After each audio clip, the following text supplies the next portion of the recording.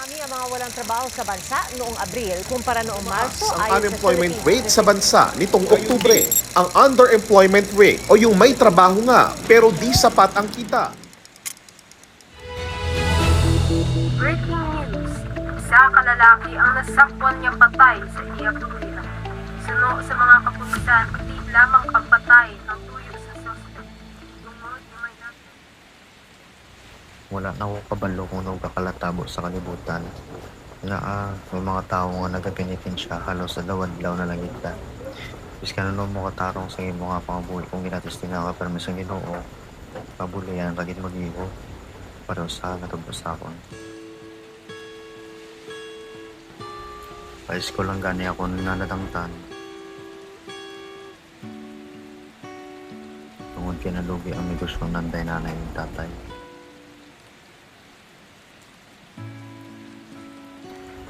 Ginabatong ko man ang akong kapalaran.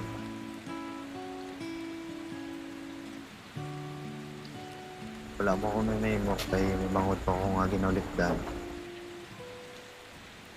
Sikan siya na lang makatapos sa pag-eskwela sa tiyanan ako.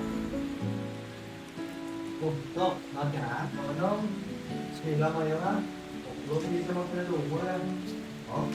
Pinalubo, man, gusto ko lang ito, alam ko.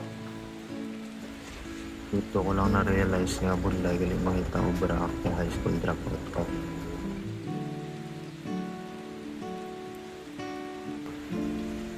Binula naman ang gilabot sa papangita ko sa nga akong obra. Gusto ko malangkan na mabulig sa akong pamilya kay nanay kay tatay para sa amon nga adlaw-adlaw. Pero halos mataas standard sa mga trabayante nila.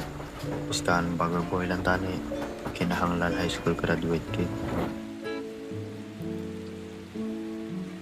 Si tatay wala man may kinahimo kundi mag-inom na magsugal.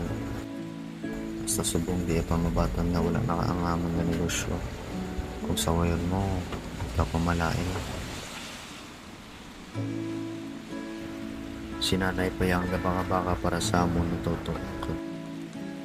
Para sa amon gabanga dawad daw.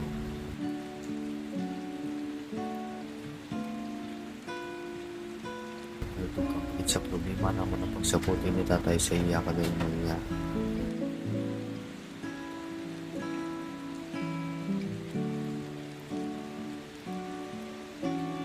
Lulungin na nagit ko kay nanay.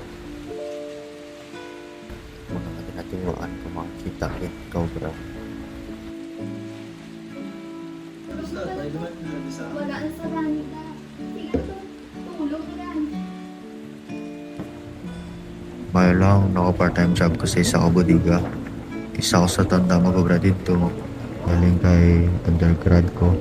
Mas nabaw akong sweldo. Sa papano, makatago gamay nga salap yung inanay. So, kinahanglan ko mag-ihap ng mangita full-time job. Si tatay, walang ginagawa ng bago. Sige, pagid sa puti si nanay. Siya na galing na nagputi. Siya pang may gana mong balik sa amon.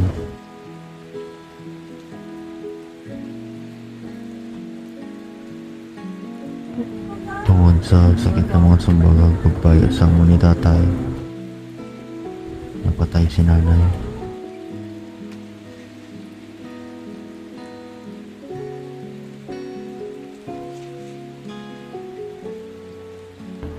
Sa pati mga sa kalibutan, sakwa ko sa mga hilig sobrang.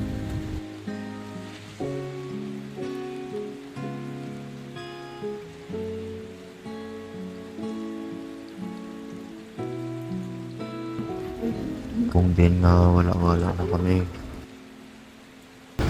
dito ko nawadaan sa obra. Wala na ako kabalo ko na ako ni Moon sa na-discuss ako ng manghod.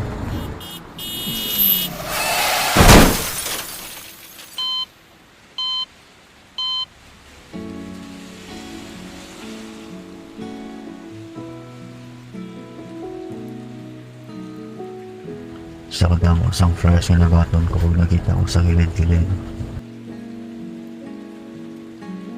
Lagi na isa nga pwede ko nga masudlan. tungkol sa taas-taas ang ilang standards.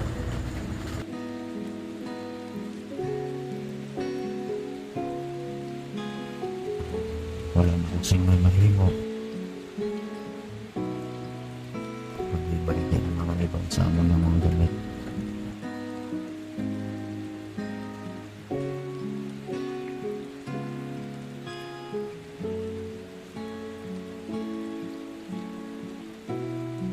Kung ibalikan, ano ang binibigyan ka?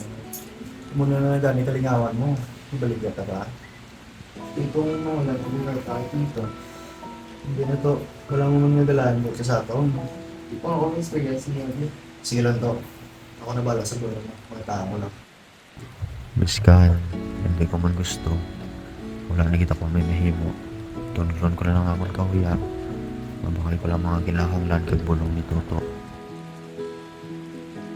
Imbes nga kwarta makuha ko, sanda makbak nga malayan nga tinagakag pagpakawiya ang akong ginabaton. Baw ka nami, sinyo no? Wala na mo kwarta? Tungod din bayan ka mo sa tuntun yung mamay? Tungod sinyo napatay ang utod ko. Tas ano, makadto ka mo di sakon? Tas ikaw man nga bata ka? Ikuntat ka man sa eskwela para ano? Magbinigabiga? Muna nga nabungguan mangmod mo. Ay silot na sang Ginoo sinyo.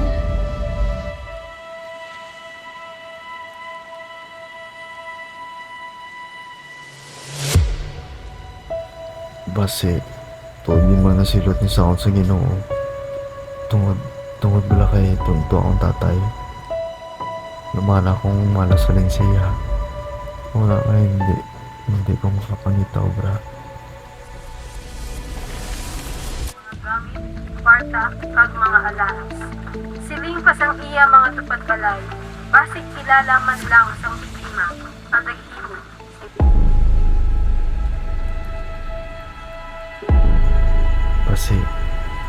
Kasi ang maling rason kung ano mo ko ini.